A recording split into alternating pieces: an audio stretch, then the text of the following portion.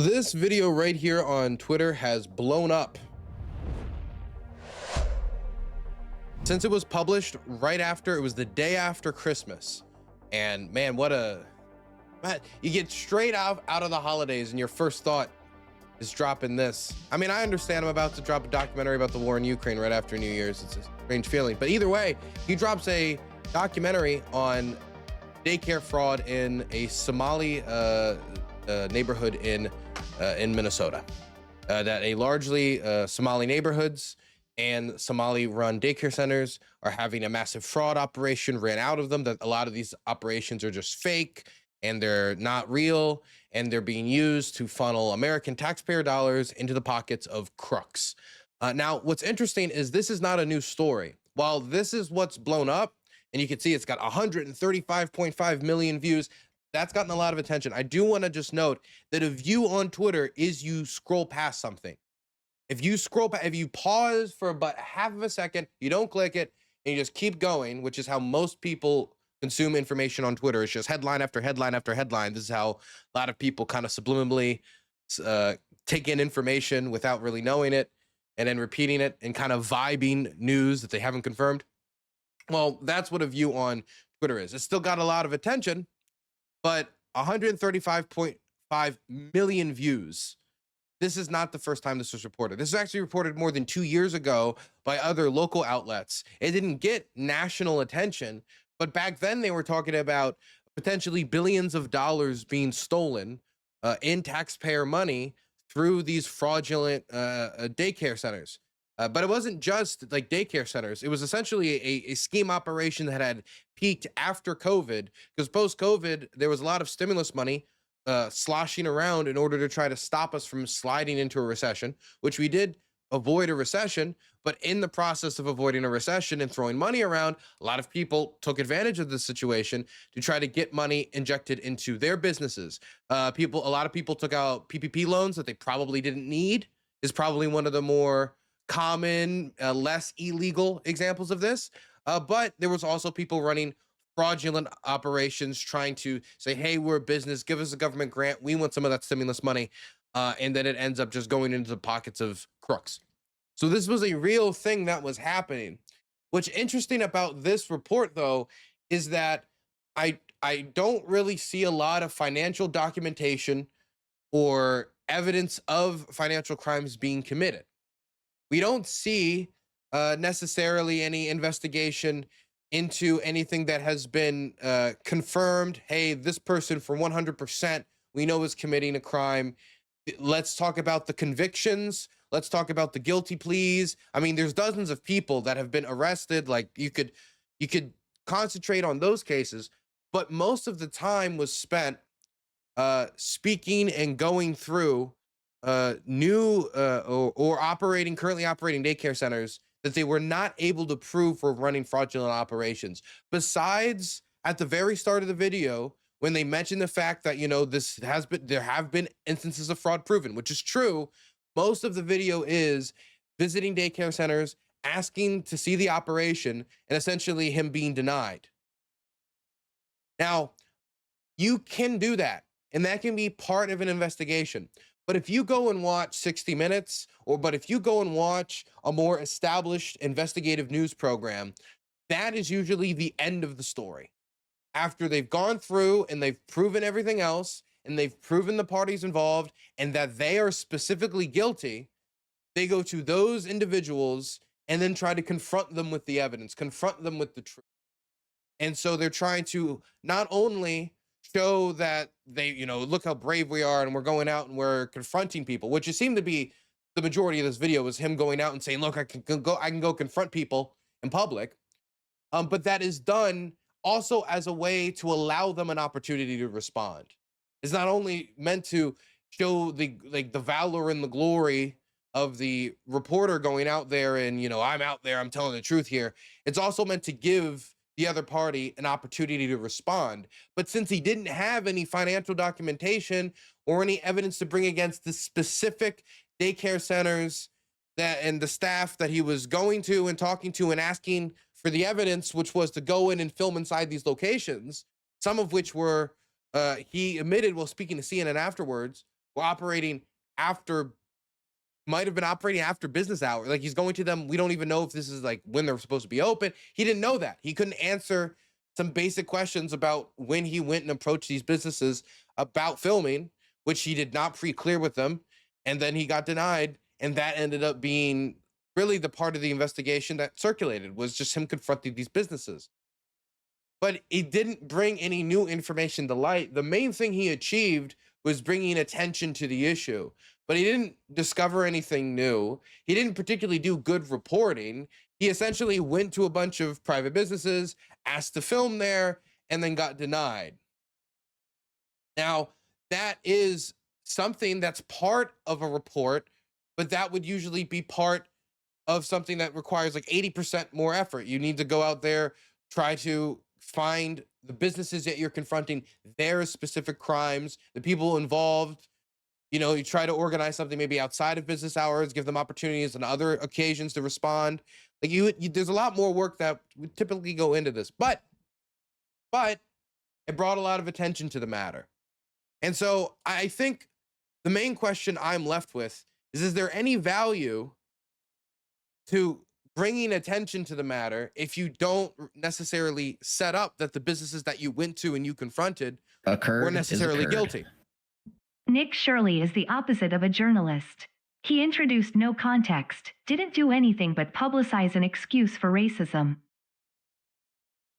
So, thank you for the $5. So, I'm sitting here thinking, is there any value to just bringing attention to the existent issue? The issue where there are convictions, there's people already being arrested for? Maybe there can be a value to that, but then the problem becomes, if this is the job you do, you're going to end up undermining your message, because people are going to say, okay, was it business hours? Was it like, let's watch the CNN report for a second. And then I'll tell you why I was biased against Nick from the beginning and why you can not trust anything I have to say about it. Okay. But listen to him talking to CNN about his report, about his, and you can go watch the full thing if you want. Again, at the start, they have a little bit of establishment of the fact that people have committed crimes. And then he just goes to daycare center after daycare center, confronting people, essentially. Here is the CNN journalist asking him about 4 minutes of questions. Oh, under 4 minutes of questions. We're from CNN. Can we talk to you? This is MAGA YouTuber Nick Shirley. Back at a daycare in Minnesota, he alleged was a fraudulent facility in a now viral video. People are going to say this is a left or right issue, but no, fraud is fraud. And so I'm not out here trying to put a twist on things. Shirley's viral video, released over the weekend, in which he says he's uncovering tens of millions of dollars in fraud at Minneapolis daycares run by the Somali community, was retweeted by Elon Musk and Vice President J.D. Vance. In the video, Shirley tries to open locked doors and talk to people at various daycares he claims are frauds. Did you come during their normal operating hours when you came to visit? I came at 11 a.m., I believe, and I also came the following day later in the day. The point of it is not whether or not I came at the right time of their operation hours. The point is that blacked out doors, they can't give you any information. You call that number, no one answers. I wasn't trying to go inside, and there should be a way for somebody to actually be able to call that number and somebody be able to answer. These aren't real businesses. But surely you don't think a daycare should just be unlocked. You shouldn't be able to just walk into a daycare. Should be a reception. No, every daycare is locked. Their doors are locked. And so, okay, you bring up a fair point. Then why can't they actually give me information how to enroll a child? Federal law enforcement has been investigating fraud in Minnesota for several years. Both Attorney General Pam Bondi and FBI Director Kash Patel said on social media they've indicted dozens of defendants. DHS has posted multiple videos of agents they say are conducting a massive fraud investigation. Do you think that federal law enforcement hasn't done enough? I mean, they would say, look, these fraud cases have been going on, but they've already done like 80 indictments. The cases have been going on, for years. And why did I show up one day in Minnesota and go to all these daycares, no children? They're receiving millions of dollars. We uncovered nearly $110 million in fraud in one day. How do you know that all the allegations that you're making are true? How do I know that they're true? Well, we showed you guys what was happening, and then you guys can go ahead and make your own analysis. We're coming. What is that? So we can make our own analysis. Are you 100% sure you're true? Yeah, I am 100% sure I'm true. CNN is looking into Shirley's claims. Hi, Hi, my name's Whitney Wild. I'm a correspondent for CNN. We reached out to several of the daycares featured in the now viral video. Only one daycare facility answered and said they are a legitimate business. Have you seen the videos, purporting that some of these daycares don't have kids inside? Minnesota Republicans say despite the new focus from the Trump administration, they have been sounding the alarm on fraud for years. We have talked about fraud. We have gotten stories. We've tried to push this forward every way that we can. At the daycare where Shirley showed back up, a stream of children walk inside. You're saying that this is a fraudulent daycare. There's kids being dropped off right now. Yes, the Commissioner of Children literally said a week ago this place was closed. Did you know They're that? showing face right now. A viral video, disputed claims, and their full fallout remains to be seen. Okay, so if he didn't know if he was visiting them during their business hours, then visiting their business period is a useless performance. Because if they're closed that day, if they're not closed that day, if they're operating that day, if they're not operating that day, that matters if you're visiting. If they have a advertised time on their website, we operate on this day, this day, this day, this day. If they're a fraudulent business, you go to those days repeatedly, they're just never open. Okay, well then you have something. But if you're not establishing that those are their normal business hours, well then that's a problem. If you're not establishing when right behind you have children going into these businesses, now it's going to be, well, they're trying to save face. Well, you haven't established that you were visiting them during their business hours. You didn't establish that, oh, there's supposed to be a reception. What the fuck is he talking about? There's supposed to be a reception at every daycare. I'm sorry to say this, but the daycare I went to as a kid was just a house. It was just somebody's house. I don't know how it works in every state, but I grew up in Maryland. And the way that daycare worked is it was just a home daycare center where you would go into somebody's house and then the kids would all just go in their backyard and there was a little playground. We'd play around. They'd look over us for like a few hours while our parents worked. That was it. That's how it worked where I grew up. Is there supposed to be a reception on her porch? Is there supposed to be a reception? That's a daycare center. That's something where a local working woman essentially takes care of a bunch of kids out of her home, and that's 100% legal. So the idea that they have to have a reception where any person at any time of the day, whether they're looking after kids or not looking after kids, are going to go in there. This sabotages efforts, because the crazy thing is there is 100% fraud going on in that city. There is fraud going on somewhere.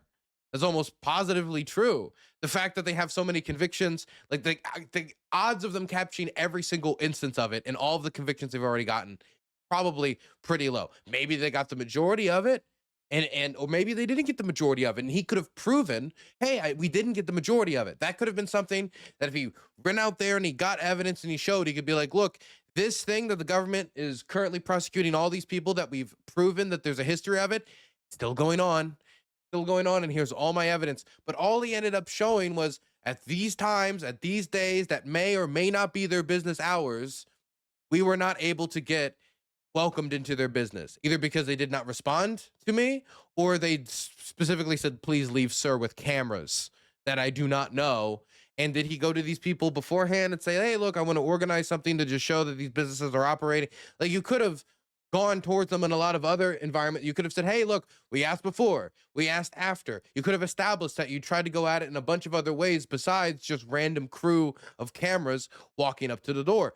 Problem is, if you do that, if you go and establish like a positive connection beforehand, maybe they could set it up so that you could actually come in and film the location. And from his perspective, that could be either, positive because you've found out that, there isn't fraud going on, or negative because they set it up to catch him. So I think what he wanted to do is the type of expose, like we're going to catch them while they don't know we're coming. So that's why they weren't there. But if you want to do that, you have to establish that if everything was normal, that they would usually be there.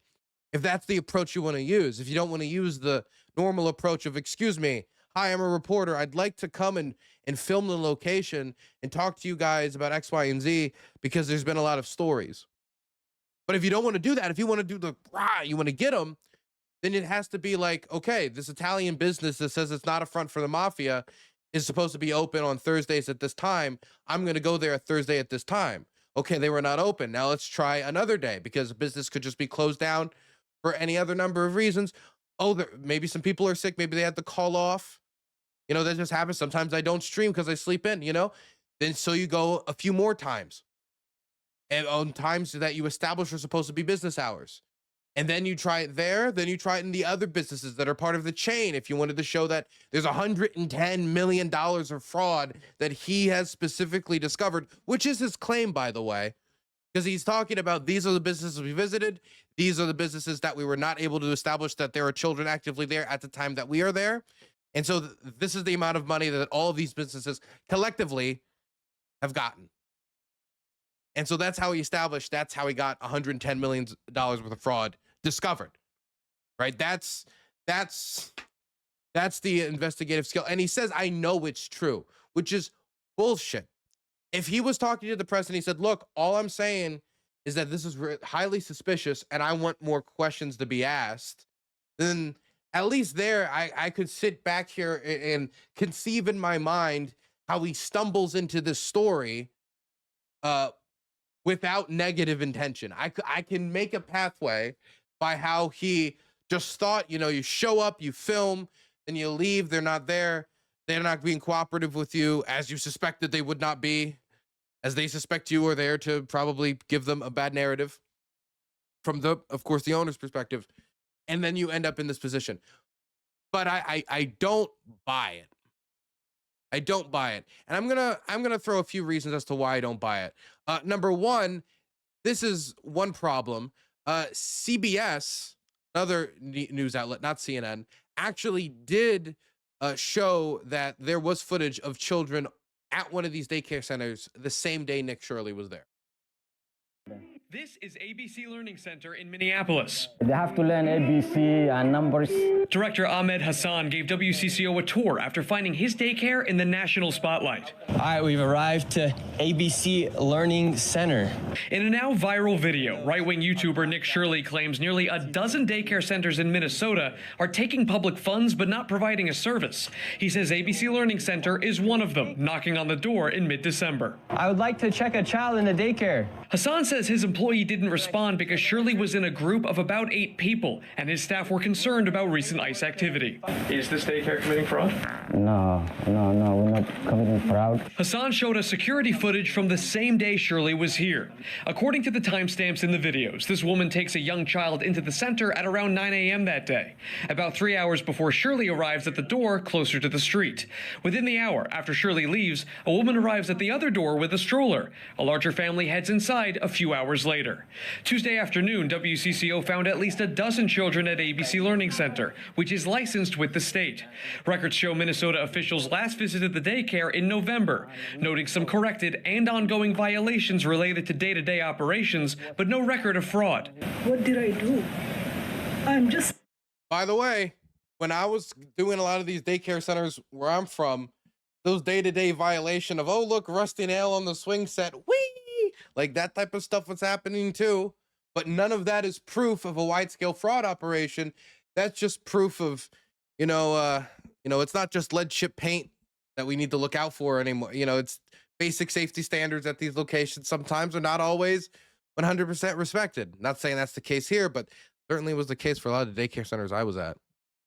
A typical human being who wants to live and do the right thing. I have kids to feed. Umi Hassan, the daycare's current owner, believes these latest fraud accusations are political. Both she and Hassan are Somali Americans. We pay our taxes. We do whatever we can to be a law-abiding citizen. At the same time, when one Somali does something wrong, we all get collective punishment. With Shirley's video now approaching 2.3 million views on YouTube alone, they say they are getting non-stop phone calls harassing them. I was looking for a place for my granddaughter. With many of those calls attached to out-of-state phone numbers. They normally say, knock, knock, we're gonna come. Yep. You're gonna arrest, something like that.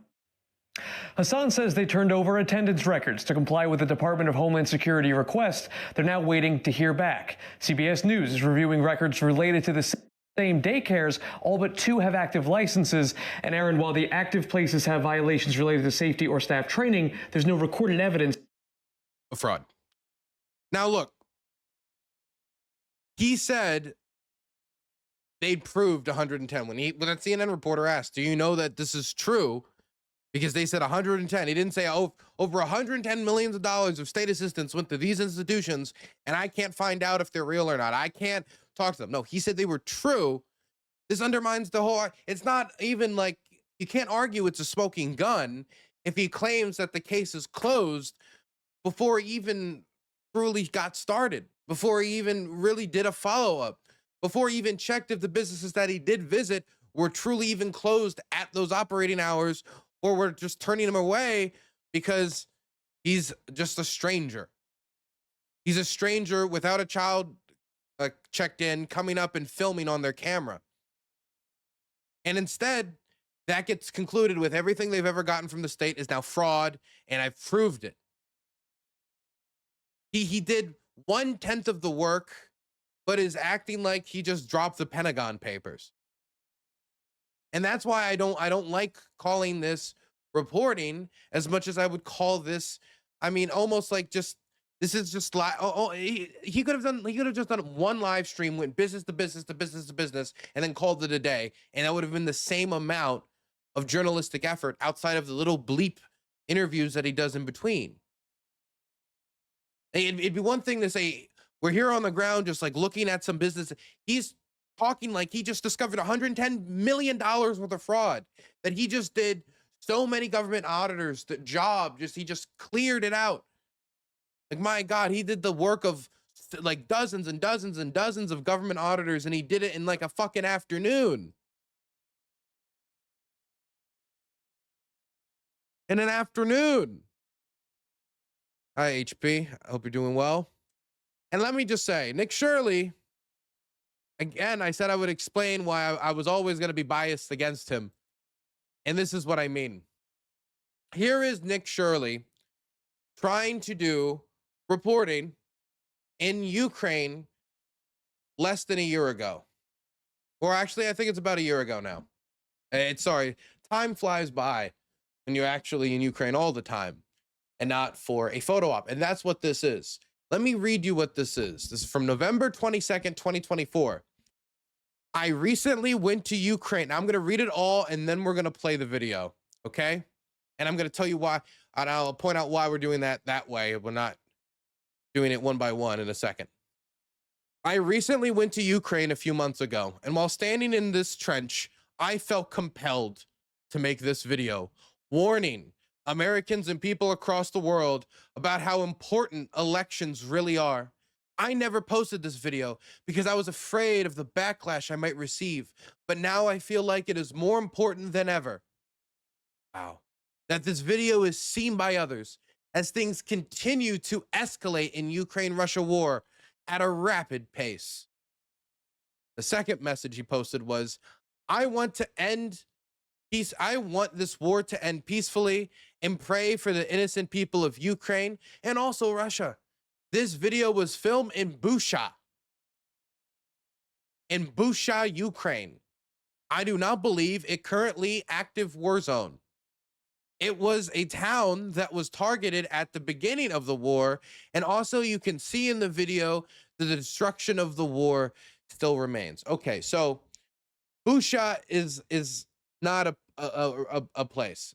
He meant to say Bucha. That is for those of you who thought he couldn't have surely meant Bucha. He meant Bucha. And he, in 2024, late 2024, is questioning whether the suburbs of Kiev, Bucha, Kiev, the area around it, if that area is an active war zone. Well, I was there in 2022. It wasn't then. This had not been an active war zone since March and April of 2022. So it's been over 2.5 years since this was an active war zone. I don't know why he is asking whether or not this is an active war zone like it's a question. He could have Googled it. I mean, hey, I care so much. Oh, this is so heavy on my heart. Oh, my heart. Oh, my heart. I look at the ground and, oh, I see burn marks. Oh, I look at the wall. Oh, I see bullet holes. Oh, I look at the buildings. And oh, I see bricks burnt and smashed by cops. Oh my gosh, it's so terrible. It's so awful. Where am I? Where the fuck am I anyway? Are they fighting around here? I could Google it, but I don't really give a fuck. So I'm not gonna do. You can't pretend to care and like talk about like, oh, the weight on your heart and the soul, and you don't even know where you are, and you don't even know what happened there. But then you speak about it as if it was like, oh, the heaviest of. I mean, to speak about, oh, I pray for the civilians on both sides from one of the locations, one of the most horrific war crimes the Russians committed in the entire war. And I'm not saying that to say that Bucha was 1,000,000% more brutal than everything else, but it showed pretty succinctly some of the worst brutality of the Russian army, well documented, very early on while people's public consciousness was still on it. And that's why the name Bucha still is remembered. Not because necessarily Bucha was the most atrocious thing the Russians ever did, but so early on, while everybody was paying attention, while all the attention capital was still focused towards the Ukrainian people suffering, that's when it happened. And he doesn't even know its goddamn name. And he's speaking about it like he just became a fucking Shaolin monk, like he just found inner enlightenment through looking at these burnt out logs. Let's listen to what he actually had to say, by the way. What he decided to use, seeing this brutal scene, what it imposed upon his body. I am a 22-year-old here standing in a war zone in Ukraine at a trench. And to think that I could potentially be standing in a trench myself fighting against a Russian or some other country is a pretty surreal feeling, knowing that right here, other 22-year-olds have fought for the freedom of Ukraine against the Russians. In school growing up, you always heard that wars will not be fought by man-to-man combat. However, it would be a war like a cyber attack. However, today, in Ukraine and Russia and all across the world, there are wars going on that are man-to-man combat in the name of pure power, in the name of pure territory in the lands of these countries here in Ukraine. And inside this village, you can see these houses that were once a house that are now destroyed because of the Russian and the Ukrainian war. If you're a 20-year-old or 22-year-old like myself watching this video, to know that we could very well be drafted if a war were to break out with other countries, or if a World War III were to happen. So we got elections coming up in the United States and all across the world in other countries as well. So this year is a huge year as far as elections go, and your votes actually do matter, because I do not want to find myself in a trench like this. And I think you guys all know who would be the best president to be, so that way there are no more wars like there were no wars when he was president. I'm not going to say his name because it's so obvious, but it's important that we make the right decisions and we vote the right people in, because I do not want to find myself in a trench like this fighting for the freedom of my country. I will do it if needed. However, I do not want to find myself in a trench just... Okay, so some of that was English. Some of that was English. But for the first half of this video, it is literal, it's gibberish. Oh, I mean, while sitting in a country like the countries here in Ukraine. What do you mean, like in the countries like the countries in you? That isn't English. If Ukraine is the country, there's no countries inside Ukraine. There's an occupying army inside. I don't, like, the first half of this video was actual fucking gibberish, right? And I think he did one take and he literally could not bother to do another. Yeah, he could not bother to do another. Now, that's the first thing. The second thing is, who told him in school that wars would be cyber? He said that like it was deep. Like, people told me in schools that the wars of the future will all be cyber. No, they didn't. But did there ever been junior ROTC at your school? They didn't pick you all together and just say, okay, everybody, code. That's not what they did. That's not what junior ROTC was. We were still fighting. There was Operation Inherent Resolve was still going on when dude, he's 20. If he's 22 last year, he was like 2 years behind me in school. Okay. We went through the same education system. It's full of shit. Okay. We still needed Marines. We still needed ground soldiers. There will be more cyber, but there was never an idea that there would be no more wars between man. I don't know where that came from. I don't know why he's saying it like it's bullshit. I have no clue what he's talking about. I think maybe this is something, as Mako said, he got from his friends, or maybe he saw a YouTube video, but there was never an established consensus in school that the army doesn't need any more soldiers to go actually be the infantry. I don't think that was ever the consensus that was built. That's the second thing. The third thing is this video in retrospect, looking back, putting aside the fact that half of it's gibberish, putting aside that he seems to have a really weird conception of what he thought war was. If he thought that war was just everybody on computers, then no wonder he's so shocked by what he sees around him. But the idea that I look upon these burnt fields and you know what I think? I think, man, you know what we need? We need a US president with next to no diplomatic experience, who was a businessman, because he is the one who could really do the peace. That's the first thing you think? You're that much of a political partisan that you go to one of the most well-known sites of atrocity in the entire war, and the first thing on your mind is, I hope my side wins the election. This is partisan. If that's your first instinct when looking upon these trenches, is, oh, I hope I'm not the victim here.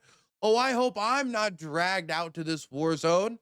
And he talked about, oh, I don't like how it's escalating these days. Well, in retrospect, it looks even worse, doesn't it? Because since he recorded this, Trump got elected. The 24-hour peace promise ended up to be a complete lie. The war has intensified over the last year. There are more missile strikes than ever. There are more drone strikes than ever. And the Russians actually are capturing more land in 2025 than they were in 2024. When you talk about the amount of men they've lost per the amount of territory they've captured, it actually has increased. And that doesn't mean that they're taking tons and tons of land. I think that's more reflective on the smaller sizes of territory that have been fought over for the majority of this war. But that is all to say that the war is not de-intensified. The war has only intensified. And so when it comes to like the bloody struggle over the future of the Ukrainian people, like it hasn't gotten any better from Trump being in office. In fact, I would say the situation has gotten worse. As the war has continued, support decreased, and nothing changed except the Russians are continuing to push on while dragging the president along like a stubborn dog, just walking him along their negotiations, continuing to delay American action on the issue. And his entire analysis was, oh, I hope I don't get dragged into this. Oh, I hope this is, oh, it's all about me. I'm going to be the one that has to go fight in Ukraine. And, oh, I don't want to be dragged into a ground war in Ukraine. But what was Trump's proposal to end the war? What if we were to end the war, there'd have to be a security guarantee to stop the Russians from invading again.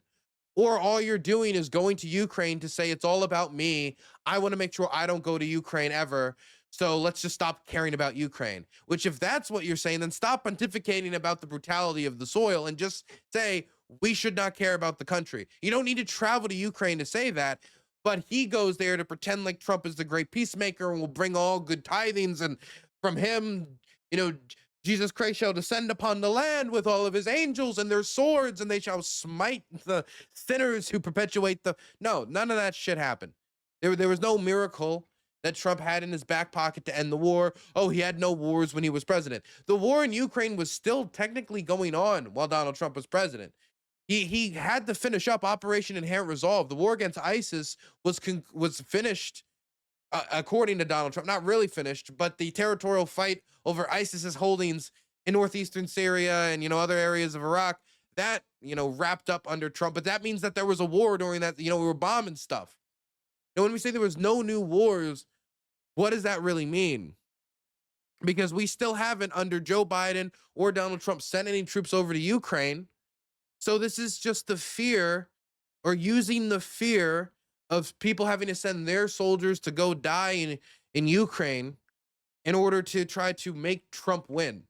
It was fear-mongering and using dead Ukrainians to try to help Trump win. But at the same time he was doing that and trying to pontificate about they fought for freedom here, he was also releasing videos like this. $175 billion goes a long way. This is the capital of Ukraine.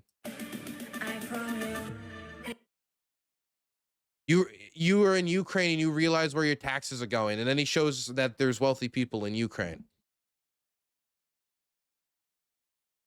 And I don't even, what is this supposed to be? Okay, so there is expensive cars. Yes, there are wealthy people in Ukraine. There are wealthy people in the United States. Do you think during the Second World War, when people were paying war bonds and stuff, that the wealthy all of a sudden like turned in their nice luxury cars for horses? Do you think when we invaded Iraq that the wealthiest among us decided all of this, oh, they're going to turn in their jacuzzis and all their money and all their... No. The wealthy are still wealthy. That didn't change.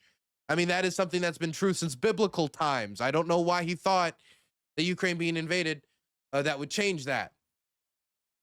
But also, these are just people drinking. That dude's in jorts. Why am I supposed to see a dude in jorts and whoa? Oh my, he's got jorts. This is next level of Ukrainian corruption. I can't be around. Get this away from me. I'm disgusted. Disgust fills my soul. But this is just using minimal, like this is not even that expensive of a, I've seen these locations. Like this is just people out after work drinking with their loved ones. That's just a Ferris wheel. That Ferris wheel has been in Ukraine forever. Ukraine has been invaded. You must delete the Ferris wheel. No more Ferris wheel. No more Ferris wheel in Ukraine. You're not allowed to have a Ferris wheel anymore. You've been invaded. You must blow it up. If your Ferris wheel, excuse me, you say Ukraine is at war, but Ferris wheel is not on fire. Very interesting. Very interesting. So this video was so bad, and I'm sorry, the Nick Shirley experience has been a little longer than usual. It was so bad that Kalen, Irish Kalen, I've gone out, drank with Kalen a few times. He told me about this when it happened too. It was very interesting. He actually talked to Nick Shirley about this back in 2024, asked him about this video, and he had literally no defense of his actions besides, this is political satire. That there was nothing meant here actually. This was all like a joke. And the rest of it was just him falling apart. I don't want to play all of it. But we'll definitely play a lot of it. I spoke to your fixers and they said that they took you to Bucha, where there are mass graves. By the way, that's him saying the real name. And by the way, he went to Bucha. He didn't show the mass graves. He just showed like a random trench. When I went to Bucha, the mass grave was like the first. I don't know how you don't visit the mass grave in Bucha. And he visited Bucha in 2024. I visited it in 2022, and the mass grave was there. I don't know how you don't visit the mass grave in Bucha, or you don't talk like that. You go there, and then you see the mass grave, and your first thought is, "My gosh, we better get Donald Trump elected." That's your first thought. It's so partisan. And I mean, I get it. Everything's an outgrowth of politics, but like, it's so partisan, but it's also so stupidly partisan because Trump has done nothing to fix the issue. They said that they took you to a hospital that was bombed. Having seen all of that, why is it that you decided for your first report to be about the luxury of Kyiv and Americans' tax dollars being wasted? Yeah, it's a good question. Quite frankly, I'm still putting together the documentary I had. That was a clip I filmed just walking around while I was in Kyiv. And I do believe that here in the United States, there's a lot of misconceptions as far as where tax dollars are being sent. And we have the right to understand where things are going. And that by posting a video like that doesn't make me a pro-Russian by any means. By every mean, I'm very pro. See what this is the pattern of his reporting. Walk up to a daycare center, bang on the door, find out nothing. I've just proven fraud. Walk down the street in Kyiv, see an expensive car. I've just proven fraud. That to me is not a valuable service. You want to bring attention to a real issue, but all you're doing is you're going to make it easier for those who participate in fraud to just point to you and say, look, this is another Nick Shirley. Not like the people in the future can say like, oh, this is another Nick Shirley style witch hunt because you didn't do your due diligence. pro-Ukrainian. Well, you're saying there's a lot of misconceptions about where the American tax dollars are going. Do you think you're adding to those misconceptions by showing a few luxury cars in the capital of this country and then pulling silly faces? Do you think you're actually adding to that? I do not, actually. I think a lot of the times and a lot of the things that we do see in the United States, I think there are a lot of misconceptions that we see from the United States. And by putting a video out like that is just showing people that as a war is still going on, people are still living a somewhat normal life there in Ukraine, and people have the right to see what's actually happening in Ukraine. And That's not the message he communicated. The message he communicated is our money, which, you know, most of the stuff we sent wasn't money. We sent like weapons. So it's not like there's like a fucking, if you go to the bazaar in Kiev, you just see like fucking attackums just for sale and you can just buy those, and that, like, how would that even work? When you talk about the support we provided, European funds would be much more likely if you were to really talk about a corruption case in Ukraine, or you talk about kickback scheme, talk about the energy scheme, talk about real cases of corruption in Ukraine, none of which he talked about, none of which he investigated, some of which were public knowledge that he could have, and he didn't, because he didn't, to be quite frankly, he didn't have the work ethic. He didn't have the knowledge. Listen to the nothingness. He thinks that just doing anything is as good as actual work. Years ago, someone in this dude's life must have realized that cucking conservatives was his only chance. Okay, so by the way, I'm looking around right now because he said, "Oh, don't worry, you know, I looked up the documentary. I'm doing a documentary, you know, I'm doing like a documentary to like prove, you know, so that's what we're gonna highlight in the documentary." I'm looking at the documentary now. It's him speaking to people in locations across Kiev, way far from the front line. He calls it 72 hours inside Ukraine. I don't know what you're gonna deem in 72 hours exactly. He just seems to, he's just wandering around either places where destruction has happened, he films that, or he's just like pointing at like, again, like the cars in the street, oh, people having normal lives. And then at the end, I can see him looking at like aid graphs, and he's using it all to talk about whether or not Ukraine deserves to get this types of money because Ukraine's corrupt and da da da da. So the idea that he's gonna make a documentary, so all the other issues will be talked about on that. I look at the documentary, and it's walking around in Kiev, talking to a few people, and then at the end of it, saying we shouldn't support Ukraine. That's the documentary. 72 hours in Kiev. You can 72 hours inside Ukraine. It's on TikTok. The full documentary is available on his TikTok if anybody wants to go see it. It was released just about a year ago, so go check that out. It's really a revolutionary film.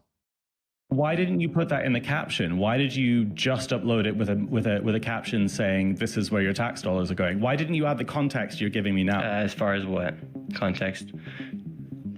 Well, now you're basically telling me you uploaded that video because you wanted to show the world that life carries on as normal in Ukraine. But you didn't say that in the caption or the description of the video on TikTok, Instagram, or Twitter that you uploaded. So why are you only giving me this context, and why didn't you include that in the tweets? I have included that in the tweets as well, but in that first video I put, I didn't. As you know how the internet works, a one-liner often goes a lot farther than paragraphs. Yeah, but you made that a one-liner. Yeah, I know. So you're saying Can I also say, there's a part of me that wants him to be maybe like a bigger right-wing influence from partisan purposes, purely partisan purposes. You know, there's a certain type of character that is rewarded by social media by just like, no, I know that the one-liners goes much further. So that's why he put it out. Not because it was true, not because he just kind of let it slip right now. We all know that, you know, the one-liners go further. He didn't add any context. He specifically deceived as if to say, look, these are the corruption cars, and this is where all of America's aid went to. Where if you want to see where American aid went to, you probably want to look at like Russian impact craters. The impact craters from ATACMS strikes, such like that. But that's not as much of a zinger. That's not as much of a not a shareable. But these are the type of characters that are rewarded by social media. You just go for whatever is shareable. You just go for whatever will get clicks. And how true it is secondary. You know, the internet. You just add some intense music over you wandering around a city. Then you call it a movie. Call it a movie. If that's not exciting enough, add a little bit of you need to add a little bit of drama. Expose corruption. It works, but you're actually contributing to that. As far as what? So here's the caption you put up. $175 billion goes a long way. This is the capital of Ukraine. You're giving me all this great context. Where's the context in that tweet? Yeah, if you go look at all the other tweets I put out, there's a lot of context as well. So that's backtracking because you had a massive amount of backlash from Ukrainians, rightfully. But why didn't you put that in the original tweet? Because that wasn't the idea of the original tweet. What was the idea of the original tweet? To show that what is happening in Ukraine and to show that people are still living a somewhat normal life in certain areas of such as... Well, by the way, when you say to show what's happening in Ukraine, right? It's not as simple as you just show... It's so slimy. To show what's happening in Ukraine is to point a camera at literally anything and then just hint in any direction. That's showing what's going on. No, it isn't. If that's the case, then I could film a dead body and I could say that, and I could suggest that it was killed by people it wasn't killed by, and I'm showing what's happening in Ukraine. No, I'm lying. That's propaganda. That's using corpses for deception. That is using Ukraine as a backdrop for me to paint whatever narrative I want to paint. Burns is an immoral, morally corrupt, bankrupt What he did man. is he used Ukraine as a backdrop to create propaganda to suggest that the support that we are giving to the Ukrainians is being spent away in luxury cars and not in Ukraine's defense. That's the purpose. That's why he did it. And this is why I will never trust Nick Shirley, because this is the area that I have knowledge in and I can see his bad behavior. And now I'm supposed to trust this dude when talking about an issue in my country, when it has to do with fraud in these communities. I'm supposed to believe that this dude who didn't check the service hour times, and that we know that there were children at some of these facilities he visited and was not giving access to, facilities that he said that he proved without a shadow of a doubt. He said it to the CNN reporter. He proved without a shadow of a doubt corruption was going on. This is the guy I'm supposed to just take at face value? Why? What record does he have? What stories has he broken? What type of investigative reporting has he done in the future? And I see this dude on Twitter fucking jerking himself off. The future is now. This is reporting. Reporting today is you just take your fucking camera and harass people. You are a grifter, and more importantly, you are a loser. See, I don't see why anybody would go to a war zone to stand in a trench that was empty 2.5 years ago and then whine and make it about themselves before leaving. And this is why I have like a personal disdain. It's not as much that I disagree with him on Ukraine. It's not as much that I didn't even disagree with his ethical practices when he is a journalist. It's more that I don't respect someone as a man when they try to paint themselves with battlefield colors and then shy away from the battlefield or even talking about the battlefield, but like to use it as a political pawn for their partisan games. That to me gets no respect, because I can see people like JD Vance or Pete Hegseth who will take their military careers after actually servicing and utilizing it in a political fashion because it's politically useful. You know, I can see that. And while a lot of veterans don't like it, to be quite frank, to see like somebody's service used in that way, especially depending upon how their service actually was carried out, what their job really was, how they like to paint their service, especially if it's, you know, you're somebody doing it with someone like maybe a draft dodger. That's besides the point. That's besides the point. I don't like that. But I have to ultimately admit that that person took years out of their life to go through the armed services and in some instances put themselves in danger on the battlefield, irregardless of how they might talk about their service to embellish it for political purposes, because that's how politicians roll. This is, I wandered into a war zone, didn't learn anything about it, Didn't even say the name of the place where these war crimes happened correctly. Didn't mention said war crimes. And then I painted it like it may or may not be a war zone. Pretended like I may or may not be in danger. Then made it about myself, then left. Before saying, vote for the candidate I support. That, to me, is not respectable as a man, putting aside whether or not it's respectable or journalism or anything like that. That's just not respectable, period.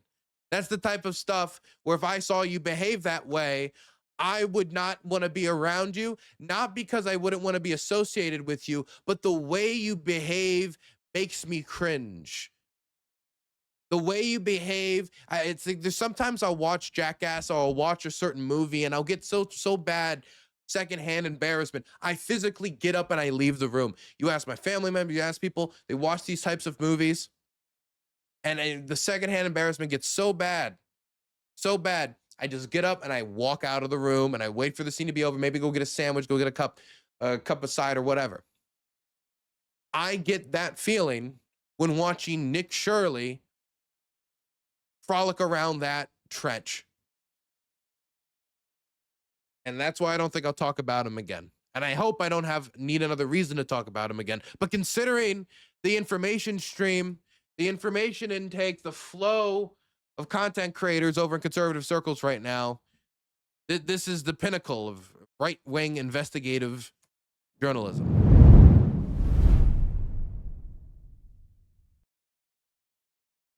You got to make that cut, man. You got to say there's being personally partisan, and then there's my reporting, okay? And then there's just wandering around harassing people.